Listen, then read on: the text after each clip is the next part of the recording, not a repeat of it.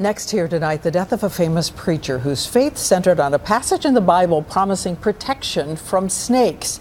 A rattlesnake took his life, and we've been reporting on this church for a long time. So now we're going to show you some images from behind closed doors.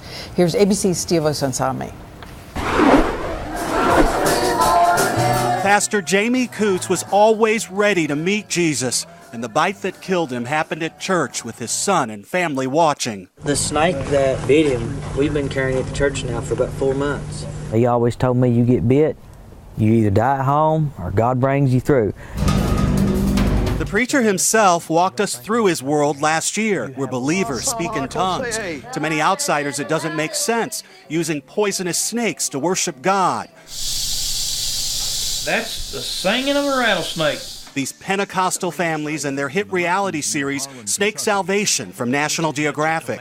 There are more than 100 of these small churches across Appalachia, all fighting with state and local authorities. Their pastors arrested for breaking the law, using deadly snakes in worship. The snake is nothing more than that to me. It's just a tool that, is used in the Bible. A verse from the book of Mark defines their faith. They shall take up serpents, and if they drink any deadly thing, it shall not hurt them, and they shall lay hands on the sick, and they shall recover.